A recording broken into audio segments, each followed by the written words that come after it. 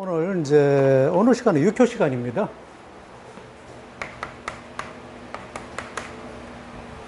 육효가 뭡니까?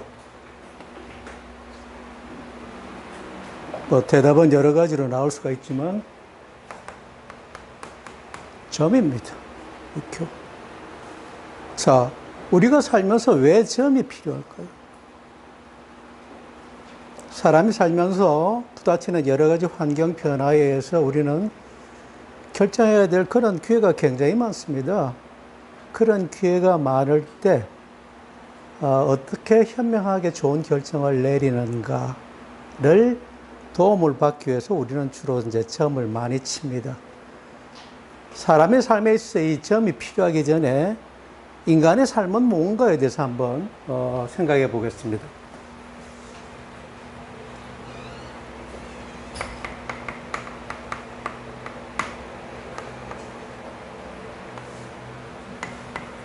제가 주로 잘 이야기하는 것이 인간의 삶은 BCD다 라고 이야기를 하고 있습니다. 자, B는 뭡니까? birth, 출생입니다. D는 death, 죽음입니다. 그러니까 인간의 삶은 태어나서 죽는 이러한 여정을 살아가는 것이 인간의 삶입니다. 그러면은 이 B와 이 D를 채우는 이 C는 뭔가요? 이 C는 비타민 C인가요? 아니면 오란 C입니까? 아니면 영어로 IC 할 때 하는 그 C인가요? 아니면 여기 AC 하는 그 C인가요? 정답 없습니다. 전부 다 정답이 될 수는 있습니다. 기본적으로 우리가 태어나서 죽는 이러한 과정에서 다양한 C를 만날 수가 있다는 것입니다. 그런데 제가 생각하는 이 C는 조금 전에 말씀드린 그런 것도 있지만 뭐냐? 인간의 삶은 변화다. 이러한 변화에서 찬스가 생긴다. 이러한 찬스에서 이러한 찬스를 잘 잡기 위해서 뭐가 중요하냐? 초이스, 결정이 굉장히 중요하다. 자, 현재는 뭐가 결정을 합니까? 현재는 우리가 행동을 해야지만 현재의 삶을 결정합니다. 미래는 뭐가 결정하죠? 좋은 선택이 좋은 미래를 결정합니다. 그런데 이러한 결정을 할 때 우리가 다 바른 결정만 하게 되나요? 그 결정을 우리가 할 때 쉽게 결정을 하나요? 그건 아니란 이야기입니다. 때로는 우리는 고뇌하고 번민하는 그러한 결정을 해야 되는 순간을 만나는데 이러한 결정을 해야 될 때 그 결정이 어렵다 그러면 우리는 조언을 구하는 것입니다. 이러한 조언이 책에서도 구할 수 있고 윗사람한테서 부모님한테 등등해서 구할 수가 있는데 그 조언을 구하는 것 중에 하나의 방법이 하늘에서 우리가 조언을 구한다. 이러한 조언을 구하는 방법의 하나가 점이다 아니면 역이다 라고 이야기를 할 수가 있습니다. 지금 보면은 이러한 하늘에서 어떠한 조언을 구하는 방법에서 서양에서는 우리가 그걸 갖다 보통 점성술로 이렇게 우리를 이야기를 하고 동양에서는 역이라는 걸로 이야기합니다. 역. 기본적으로 이 역도 보면 일과 해가 복합된 그러한 글자입니다. 그러니까 동양의 역학이라는 것도 어떤 의미에서는 서양의 점성술과 마찬가지로 해와 달 그리고 천체의 변화에 의해서 유발되는 인간의 그런 변화를 갖다 우리가 추측하는 것입니다. 자, 이 역에는 뭐가 있느냐?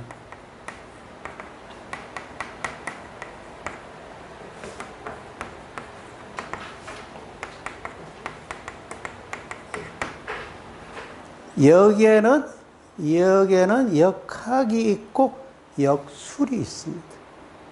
이 역학을 갖다 우리가 보통 표현할 때는 사주명리학 이렇게 표현을 합니다. 역술은 기본적으로 학은 학문적인 그런 의미가 많고 술은 기술적인 그런 의미가 많습니다. 그런 관점에서 학이 술보다는 좀 더 고차원이라고 이야기할 수가 있지만 실생활에서는 술이 훨씬 유용하다라고 이야기를 하는데 이러한 역술에는 점이 대표적입니다. 우리가 이러한 점을 치는 데 있어서는 가장 많은 것이 육효, 그 다음에 육임, 그 다음에 자미두수, 매화육수 같은 이러한 것들이 우리가 역술에 이제 해당을 하는 거죠. 자, 그러면은 이 사주명리학과 이 육효, 역술의 가장 대표적인 이 육효의 차이점은 뭔가? 지금 사주명리학은 기본적으로 인간 하나의 개체를 총체적으로 분석하는 것입니다. 그러니까 하나의 개체가 있다. 그러면 이 인간의 품성은 어떻고, 그 다음에 재운은 어떻고, 관운은 어떻고, 부모의 운은 어떻고, 자식의 운은 어떻고, 배우자의 운은 어떻고 하는 것을 긴 흐름에서 본다는 것이죠. 하지만 이 육효와 같은 역술은 어느 한 시점에 일어나는 사건에 대해서 그 사건이 나한테 미치는 영향과 그 사건의 길흉과 성패를 갖다가 우리가 보는 것이 이 육효다라고 이야기할 수가 있습니다. 그래서 사주명리학은 총체적이다. 이거는 일부분이다. 이렇게 표현할 수도 있고, 그 다음에 사주명리학은 연시점이다. 그러니까 쭉 길게 바라보는 그러한 연시점. 그 다음에 육효는 단시점이다라고 이야기할 수 있습니다. 지금 이러한 사주명리와 역술, 육효의 관계에 있어서 여러 가지 이렇게 역술, 점이라는 것이 있긴 하지만 육효가 가장 대표적이다라고 이야기할 수가 있습니다. 자, 그럼 육효를 다시 한번 정의를 하면은 육효는 뭔가?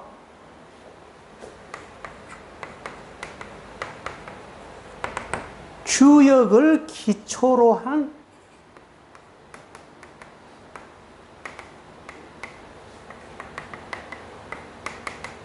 점술이다. 그러니까 육효는 주역을 기초로 한 점술이다. 그러니까 주역과 육효는 서로 사촌지간이다 라고 이야기할 수가 있다. 자, 그러면은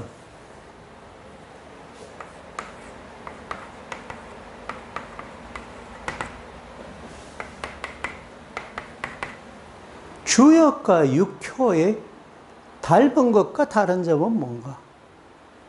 주역이 보면은 역시 6개의 효로 기륭을 판단합니다. 육효도 역시 6개의 효를 가지고 기륭을 판단을 합니다. 그런데 이 주역과 육효에 있어 가장 차이점은 이 주역은 6개의 효, 이 효를 가지고 판단하는데 이 효를 갖다가 풀이를 합니다. 효사라는 걸로 풀이를 합니다. 아니면 이걸 갖다가 괴라고 그러는데 괴사라는 걸 가지고 풀이를 합니다. 하지만 육효는 이런 주역의 이 효나 이 괴를 가지고, 이 괴가 가지고 있는 의미 이외에도 여기에 명리가 접목이 됩니다. 명리학이. 그래서 여기에 음양오행이 접목이 되고 음양오행의 생극재화가 접목이 돼서 단순히 이러한 효나 괴만 가지고 풀이하는 것보다는 다른 여러 가지 요인이 좀 더 많이 가미됨으로 해서 주역보다는 좀 더 그 적중률이 높아진다라고 이야기할 수가 있습니다. 자, 그러면은 이 주역이란 것은 어떻게 발생이 됐을까?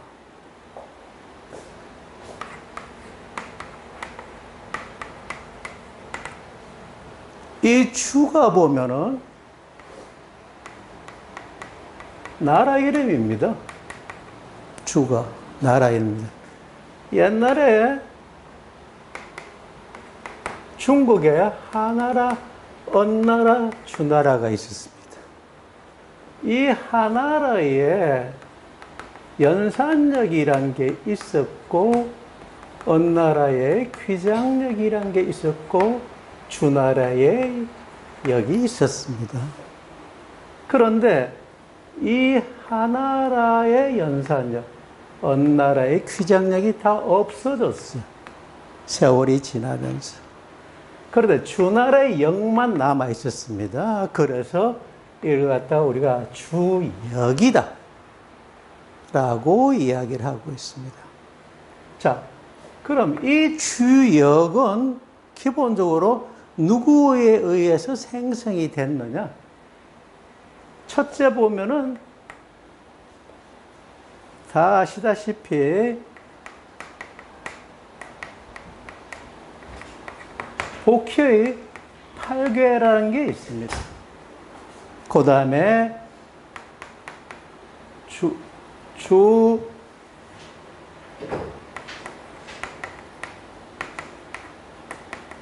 문왕의 8괴가 또 있습니다.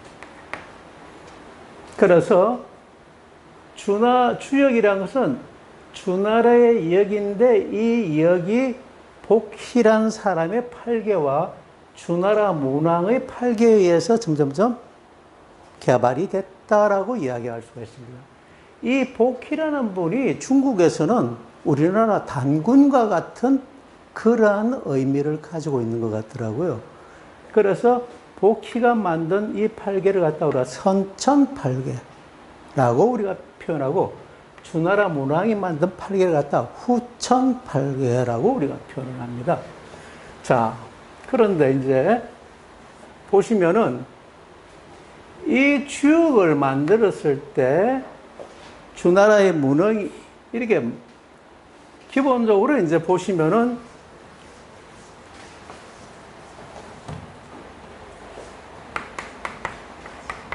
육효가 있는데 하나, 둘, 셋, 넷, 다섯, 여섯, 이런 6개 효를 가지고 인간 만세 기륭을 이렇게 판단을 하는데 여기에 해석을 붙여야 되지 않겠습니까?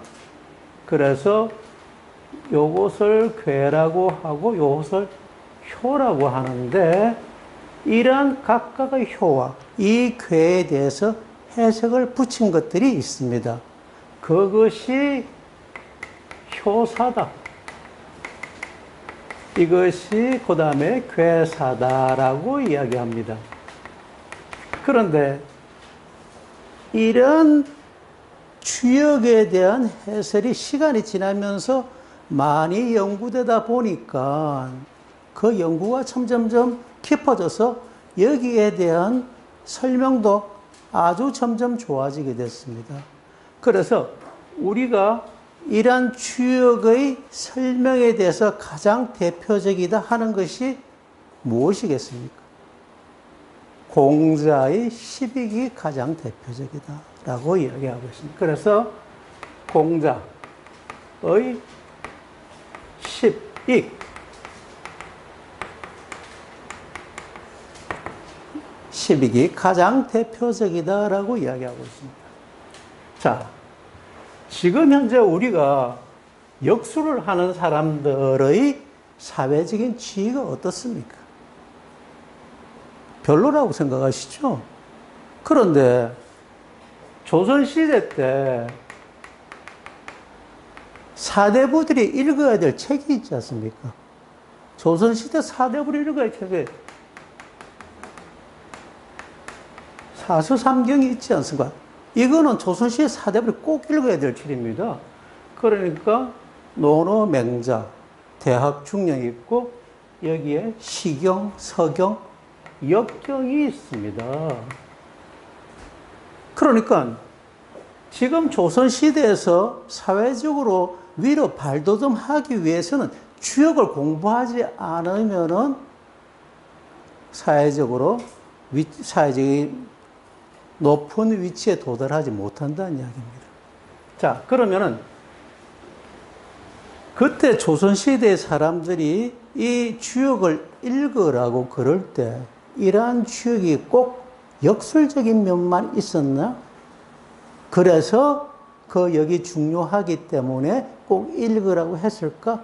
그건 아니다라는 이야기입니다. 보면은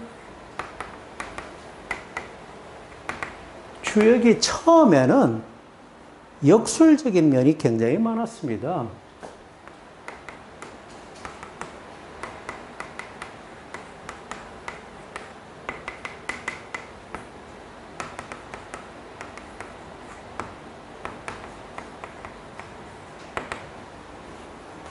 주역은 크게 상수학이라는 것과 의리학으로 나눠집니다. 이 보면은 우리가 이제 조금 전에 처음에 있어서 육효가 있고 육임이 있고 자미두수랑 있고 매화역수라는 것이 있다고 말씀을 드렸는데 자미두수나 매화역수 같은 데서 들어있는 단어가 뭔가요? 숫자입니다. 그러니까 여기에 있어서는 수를 가지고 모양을 만들어서 점을 친다 해서 우리가 상수학 이렇게 표현을 합니다. 그래서 주역은 상수학과 의리학으로 나눠진다 라고 이야기할 수가 있습니다. 이 상수학이 점술입니다. 그런데 이 주역이 조선시대에는 상수학이란 것보다 의리학으로 좀 더 많이 발전을 했다는 이야기죠. 인간은 어떻게 살아야 된다, 군신의 관계는 어때야 된다 라는 걸로 이렇게 많이 발전을 해가지고 그때 조선시대에서는 주역을 읽으라라고 이야기를 하고 있었습니다. 그런데 그래서 우리나라에서도 현재까지 주역은 의리학에 대해서 공부를 아직도 많이 하고 있죠. 그런데 이 상수학은 어디로 갔느냐? 일본으로 갔습니다. 일본으로 가가지고 주역에서 현 시점에서의 우리나라의 주역은 의리학에 많이 치중을 하고 현 시점에서 일본의 주역은 상수학으로서 점술로서 많이 유용하게 취급받고 있습니다. 자,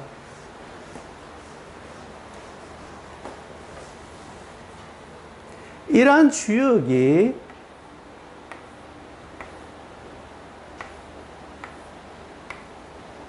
육효로 구성이 되어 있습니다. 육효로 구성이 되어 있는데 이 효가 뭐냐? 효가 옥편을 보면 점괘효 이렇게 표현이 되어 있고 또 한편은 가로지르다 효 이렇게 되어 있더라고요. 그러니까 하나의 막대기가 가로지르는 것이 효다. 자, 그럼 이 효가 그냥 단순한 막대기냐? 아니다. 이 효가 음과 양을 나타내는 것이다 라고 이야기하고 있습니다. 그러니까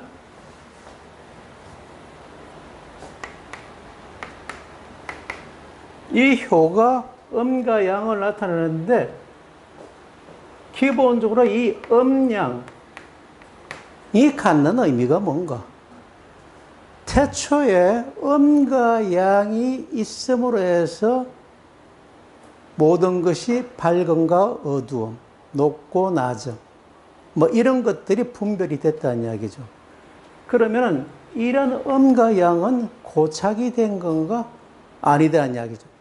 때로는 음이 더 커질 수가 있고 양이 더 커질 수가 있는 그런 상황 변화가 있으면서 음과 양이 만났을 때 가장 중요한 사건이 일어나는데 그 사건이 뭐겠습니까? 창조가 일어난다. 음과 양이 남자와 여자가 만났을 때 무엇이 생기죠? 아이가 생긴다는 것입니다. 그만큼 음과 양은 창조다라고 이야기하고 있습니다. 자, 그래서 여기 보시면 이 효가 양의 효고 이 효가 음의 효입니다. 그런데 기본적으로 왜 6효냐? 구효라고 할 수도 있고 7효라고도 할 수 있는데 왜 6효냐? 자, 이것을 하나의 괴라고 우리가 표현을 합니다. 이것을 또 하나의 괴라고 표현을 하는데 이 세 개가 갖는 의미는 하늘이다, 땅이다, 사람이다. 그러니까 효가 갖는 의미가 뭐냐면은 하늘과 땅이 생기고 그 사이에 인간이 생겼다. 이 인간은 하늘과 땅의 변화에서 영향을 많이 받는다. 그래서 효가 세 개의 효가 된 것입니다. 이러한 세 개의 효가 이렇게 만들어지면 이걸 갖다가 작게 만들어졌네 해가지고 소성괴라고 우리가 표현을 합니다. 이것도 역시 작게 만들어졌네 해가지고 소성괴라고 우리가 표현을 합니다. 그럼 이 소성괴가 뭐냐? 이 소성괴는 사물입니다. 이 소성괴는 사물이라는 이야기죠. 이 사물이 주역에서는 8개가 있습니다. 8개. 주역에서 8개. 이 사물이 뭐가 있느냐? 첫 번째는 사물이 하늘이 있습니다. 그 다음에 두 번째는 고인물이 있습니다. 그 다음에 세 번째는 불이 있습니다. 그러니까 태양과 같은 불, 물은. 그 다음에 네 번째는 우레가 있습니다. 그 다음에 다섯 번째는 바람이 있습니다. 여섯 번은 물이 있습니다. 이건 흐르는 물을 의미합니다. 그 다음에 일곱 번째는 산이 있습니다. 우뚝 솟은 산이 있고, 그 다음에 여덟 번째는 곡식을 심을 수 있는 땅이 있습니다. 이 세 개의 소성계가 8개가 있는데 이 8개가 우주에 존재하는 모든 사물을 대표한다고 이야기하고 있습니다. 그런데 이 소성계가 사물인데 이 소성계와 이 소성계가 만나서 6효가 된다 그러면 사물과 사물이 만남을 해가지고 사건이 일어난다는 이야기입니다. 그러니까 이러한 하늘이라는 소성계가 만나고 있고 그 다음에 하늘에는 땅이라는 고니지란 소성계가 만난다 그러면은 이건 하나의 땅이고 이건 하나의 하늘이지만 땅과 하늘이 만나가지고 어떤 사건이 생긴다는 것입니다. 이러한 사건에 의해서 인간의 기능이 변화가 일어나고 일의 성패의 변화가 일어난다라고 이야기하고 있습니다. 그래서 보면은 조금 전에 말씀드린 그런 8개가 인간의 자연의 모든 만물을 대표한다라고 이야기하고 64개 그러니까 아래와 위가 합쳐서 88이 64 하면은 64개가 되는데 이러한 것이 우리 주변에 일어나는 모든 만물과 사건을 대변한다라고 이야기하고 있습니다. 자, 그런데 조금 전에 말씀드렸다시피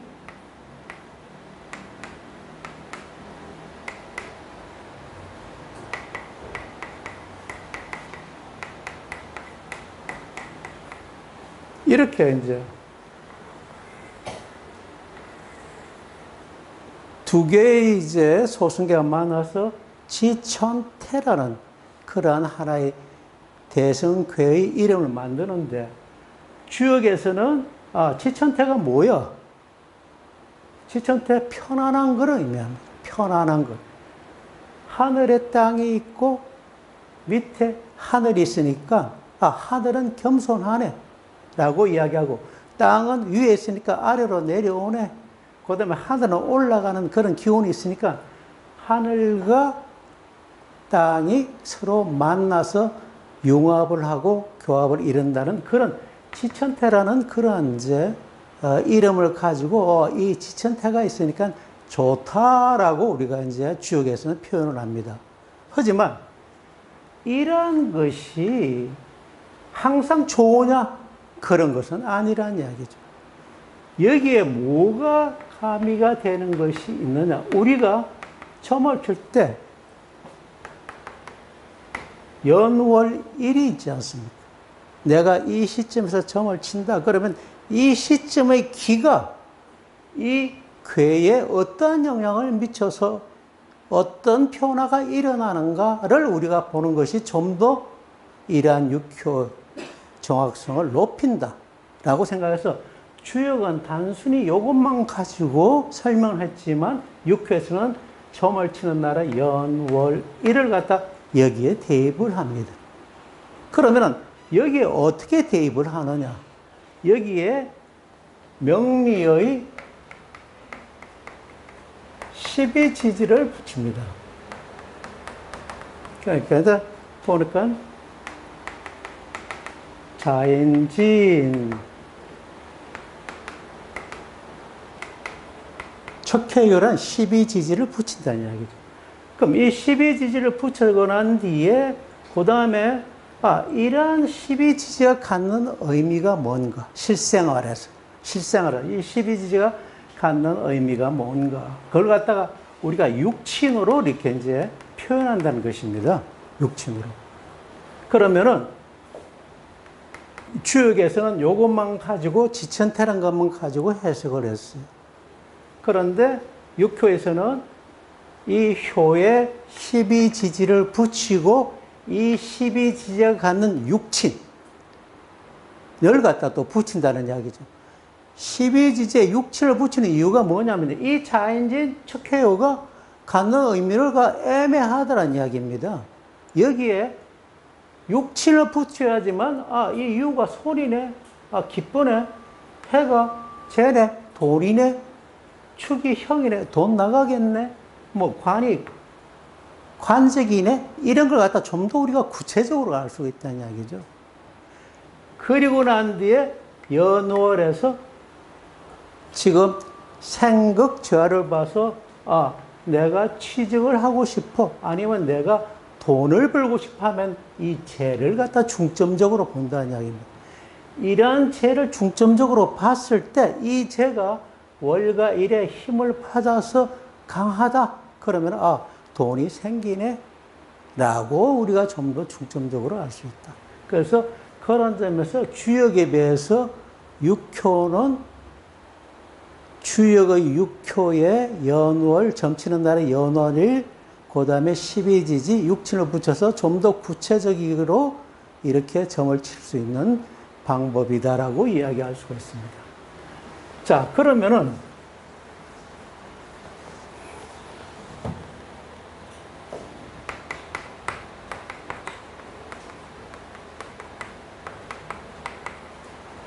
육효의 장점이 뭔가? 지금 명리를 하시는 분들한테 백인의 명리 하시는 분한테 물어봤을 때 당신이 뭘 추가로 더 하고 싶습니까? 라고 물으면은 점수를 좀 배우고 싶다 라는 이야기를 누구나가 다 합니다. 그리고 그 점수 중에서는 어떤 것을 배우시겠습니까? 그럴 때는 개인마다 차이가 있지만 70에서 80%는 육효를 배우고 싶다라고 이야기하고 있습니다. 자, 육효의 장점은 뭐냐? 간편하다. 그 다음에 쉽다.